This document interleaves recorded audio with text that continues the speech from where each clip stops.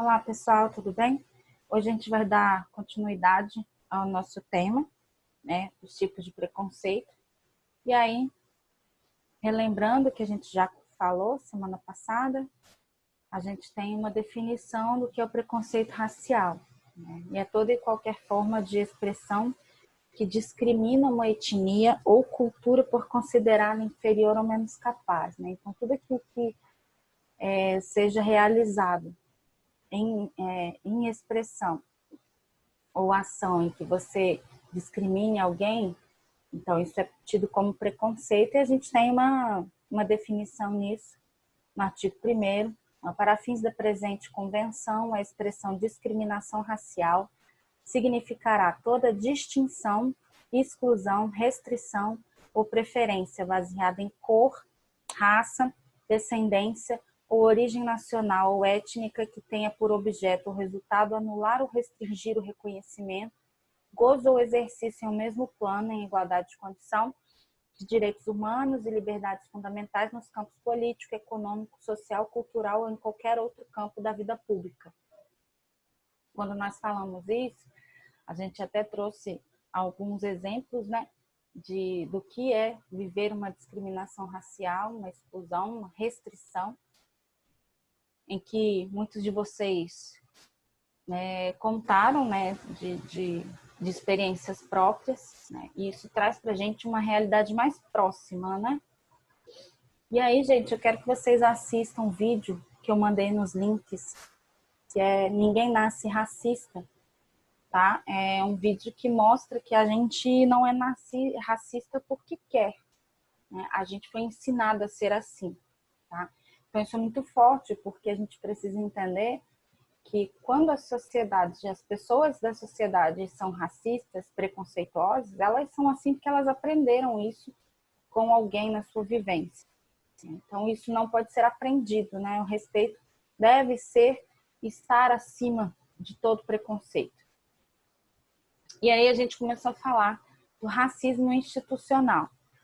O racismo institucional é aquele que vai acontecer dentro de órgãos públicos, governamentais, empresas, corporações privadas, universidades públicas ou privadas. Então, é qualquer tipo de discriminação que se baseia em não permitir que pessoas da instituição possam ter acesso a algo que a instituição ofereça, ou não possa galgar novos cargos dentro da empresa por conta da sua raça, da sua etnia, da sua cultura, da sua cor, ok?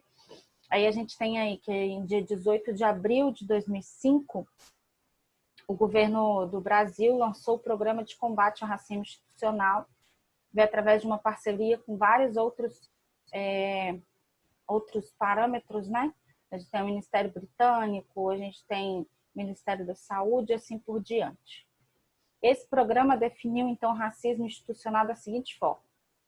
A gente tem, então, o fracasso das instituições e organizações em prover um serviço profissional e adequado às pessoas em virtude de sua cor, cultura, origem racial, étnica. Ele se manifesta em normas, práticas e comportamentos discriminatórios adotados no cotidiano do trabalho, os quais são resultantes do preconceito racial, uma atitude que combina estereótipos racistas, faltas de atenção e ignorância. Em qualquer caso, o racismo institucional sempre coloca pessoas de grupos raciais ou étnicos discriminados em situação de desvantagem no acesso a benefícios gerados pelo Estado e por demais instituições organizacionais. Essa é a definição que a gente tem, né, por esse programa de combate ao racismo institucional. Então, gente, a gente precisa entender que tudo aquilo que atrapalha alguém a ter acesso a benefícios, tudo aquilo que atrapalha alguém a ter, ou que não permita que alguém seja promovido, né, ou tenha acesso a um emprego por conta da sua origem étnica, racial, da sua cor, da sua cultura, então isso é racismo institucional. E aí eu coloquei um vídeo para vocês assistirem também. É o racismo institucional, olha lá no link.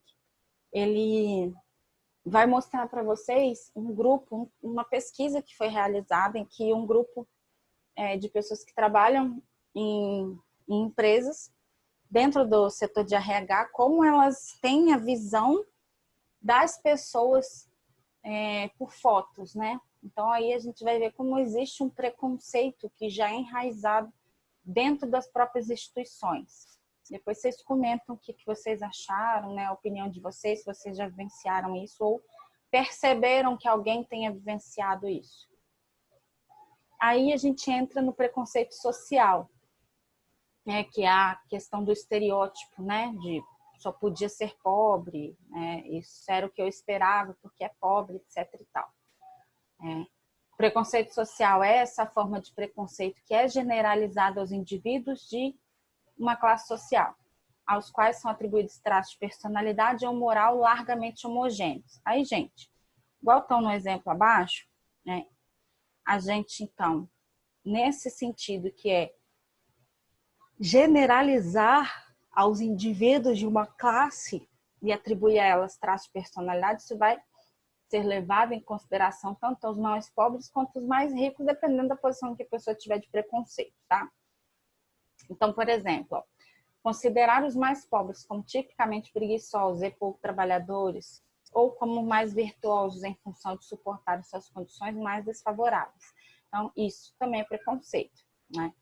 Ou então eu considerar os mais ricos como conspiradores inescrupulosos em preservar um status quo que os favorece ou como prodígios nas áreas de atuação em que conquistaram suas riquezas. Percebe que também é um tipo de preconceito, né? Então, eu dizer que todo pobre é ladrão, toda pessoa que mora na periferia ou na favela é traficante, ou eu também dizer ao contrário, né? Todo mundo que é rico é inescrupuloso, todo mundo que é rico é desonesto, etc. e tal. Isso tem, pelos autores, um pouco muito de preconceito, onde você atribui esses traços de moral para essas pessoas. Aí, ó, ele vem dizer que o preconceito se dá mais comumente quanto a um grupo do qual ele não se vê como pertencente, mas as pessoas podem também ter preconceito social quanto ao próprio grupo. Então, há uma relação entre eu ter preconceito em relação a um grupo em que eu não pertenço, né, eu não faço parte dele, então eu tenho preconceito, mas existem situações em que as pessoas têm preconceito quanto ao próprio grupo, né? Então, eu já vi pessoas que eram pobres e vivenciavam a vida na periferia, mas achavam que todo mundo ali não prestava, não queriam contar para pessoas do trabalho onde moravam, né? Há um quê de vergonha também nisso, que não é necessário, mas há também um nível de preconceito social das pessoas do próprio grupo, tá? Então, o preconceito social acaba gerando, gente, muita violência. E ele também tem um papel muito forte na questão da intolerância. Isso, gente, dentro da globalização que nós vivemos, isso vai gerando mais intolerância e mais violência, né? Isso é determinado pelos autores, eles indicam que é uma diferença de instrução. Então, níveis de renda e de recursos, quanto mais baixo, menos instrução, mais intolerância. A gente pode discordar dos autores em determinadas situações, tá? Isso é uma pesquisa que eles fazem de forma geral, né? Não quer dizer que quanto menos instruído, mais violento e mais intolerante. A gente tem histórias dentro do Brasil de jovens de classe média alta que saíam de suas casas e iam espancar mendigos na rua que estavam simplesmente dormindo. Então, assim, não é o nível de instrução que vai indicar, a meu ver, a intolerância da pessoa e a predisposição à violência, tá?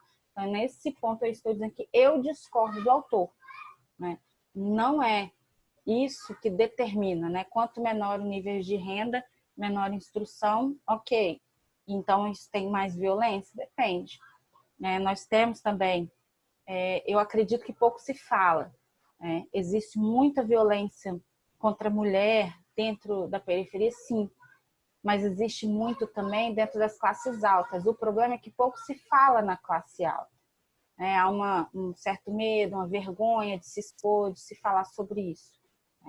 Então, às vezes, a questão das pesquisas pode ser que você tenha um resultado maior na periferia, porque há uma coragem, às vezes, muito maior de falar, de se expor, do que nas classes mais altas. E aí eu coloquei para vocês um vídeo que vai falar sobre o que você faria se visse essa menina na rua. Por quê, gente? Porque, assim, todos nós já vivenciamos algum tipo de preconceito em determinado momento da nossa vida. Eu já vivenciei preconceito por ser pobre. Fui pobre grande parte da minha vida e moradora de periferia em Vitória. Então, não era nada legal você ouvir as pessoas criticando o bairro que você morava e falar do bairro como se você fosse uma doença por morar ali, né? Então, ela é assim que é de São Pedro, né, por exemplo. Ou, eu já contei para vocês isso, meu pai queria comprar um apartamento em Jardim da Penha, a dona do apartamento falou, você não tem condições de comprar esse apartamento porque você é de São Pedro. Então, assim, é um preconceito que existe nessa relação de pobreza, né? Se você mora na periferia, você é pobre. Eu fui pobre, a gente foi pobre por muito tempo, mas lutamos muito para conquistar as coisas, né? E aí, então, a gente tem um estereótipo criado na sociedade. Esse vídeo mostra pra gente que o nosso comportamento é assim. Se você encontrar com uma criança arrumada, bonita, cheirosa, perdida na rua, você vai querer ajudar. Estou falando na maioria das pessoas, né? E aí, sem generalizar. E se a gente encontrar uma criança suja, rasgada, normalmente a gente passa direto, né? Lembrando que eu estou generalizando, mas no sentido amplo, né? Em que a maioria das pessoas fariam isso, como mostra o vídeo. Então, vão lá, assistam, e depois vocês falem lá o que vocês acharam. E aí, a gente também tem o preconceito contra a mulher, que é uma questão histórica. A gente vem de uma questão de violência contra a mulher que não é recente, né? Então, ela faz parte do nosso sistema, né, que é sócio-histórico, em que nós temos uma hierarquia inferior, né, na escala de não poder fazer determinadas coisas por sermos mulher. Então, isso é muito forte, tá? E aí, de acordo com o Lask, a história das mulheres pode ser dividida em duas épocas, sendo então separadas pela Revolução Sexual na década de 60. Daquela década em diante, as mulheres conquistaram grandes avanços no campo do trabalho, da política, da economia e no controle do seu próprio corpo, ensejados pelo movimento feminista, movimento social, organizado a partir do Ocidente. A final do século XIX, na virada do século, passaram a ocorrer manifestações de discriminação contra a mulher. Dessa forma, o movimento voltado para a extensão do direito de voto das mulheres adquire visibilidade e maior expressividade. E aí, a gente tem esse processo histórico que o autor conta. Aí eu separei de todas as conquistas, que são inúmeras, eu separei 5 principais para a gente pensar em qual era a posição da mulher. A primeira, que é muito importante, é o direito de estudo, né? Em 1827, as brasileiras obtiveram autorização para estudar. Antes disso, menina, mulher, adolescente, menina, não tinha direito a ir para a escola. Então, era algo apenas da vivência masculina. Então, isso era uma grande conquista. Então, por séculos, só os homens podiam frequentar a escola, podiam obter conhecimento. Tá? E aí, gente, o direito de votar. O voto feminino apenas foi, de fato, liberado em nossas terras em 1932, assim como o direito de sermos eleitas para cargos no executivo e legislativo, o que é, de fato, anterior a isso, não se podia nem se candidatar e nem fazer nenhuma participação de voto, né?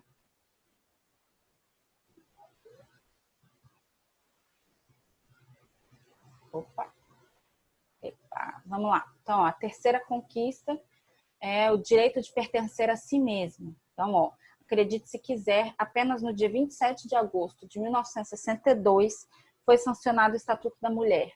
casada que, entre outras coisas, instituiu que a mulher não precisaria mais de autorização do marido para trabalhar, receber herança e, em caso de separação, ela poderia requerer a guarda dos filhos. Então, pense, gente, isso, né, no caso do texto, está falando que tinham 55 anos. Tem mais agora, que nós estamos em 2020, né? É muito pouco tempo para a gente pensar em que as mulheres, antes de 1962, elas não podiam sair para trabalhar, elas não podiam receber herança, né? E não podiam requerer guarda dos filhos. Então, numa eventual separação, os filhos ficavam com os pais, com o pai, né? Então, assim, é uma conquista muito importante, né? Eu não precisar de autorização para sair para trabalhar, o que anterior eu precisava de um documento assinado pelo meu marido. Então, assim, era bem preconceituosa e bem difícil a vida feminina antes disso. Aí a gente tem também o direito à vida, que vem correlacionada à Lei Maria da Penha, que surgiu em 2006, né? E isso, claro, gente, não é a questão de ela apenas... a lei vem para erradicar a violência doméstica, não. Ela vem para ajudar, né, a reduzir e a também punir, né? Então, assim, também é sancionada a lei do feminicídio em 2015, né? Então coloca a morte de mulheres no rol de crimes hediondos. Então, isso é uma conquista. Claro, gente, ainda há violência doméstica, né? Ainda há feminicídio, mas as leis começaram a não ser tão brandas. E aí a gente tem os direitos reprodutivos, né? Que vem também na década de 60. A gente tem uma relação anterior que o sexo era para reprodução, principalmente ligado às mulheres casadas. E na década de 60, quando surge o anticoncepcional, você tem uma maior liberdade sexual. E isso acaba causando também o surgimento dos contraceptivos, causa também uma redução da natalidade no mundo, né? Então, por quê? Porque as mulheres não tinham mais 16, 21, 13 filhos, né? Então, elas tinham 3, 4, 2, né? E às vezes nem tinham filhos. E aí eu mandei para vocês também o link do vídeo Preconceito contra as Mulheres é Inaceitável aos Olhos de uma Criança. E esse aqui, querendo ou não, faz uma ligação com o primeiro vídeo que eu botei, que é o Ninguém Nasce Racista, né? Então as crianças, gente, não enxergam preconceito. Não há preconceito na criança, a não ser que ela esteja aprendendo a ser assim. Então assistam esse vídeo e vejam que o preconceito também contra a mulher, por ser mulher, é inaceitável para as crianças. Aí a gente finaliza hoje por aqui e a gente vai continuar na próxima aula, na quarta-feira, dia 29, com a nossa aula online, junto com a professora Rosimar, em que ela vai falar da experiência dela em relação às pesquisas sobre o tema, né, com relação a racismo, tá?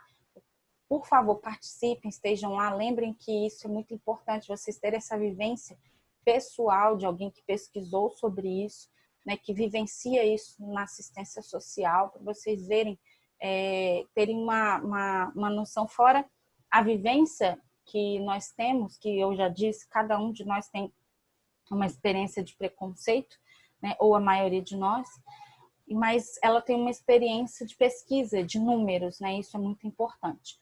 Conto com a participação de vocês, gente, beijo, até mais, fiquem com Deus.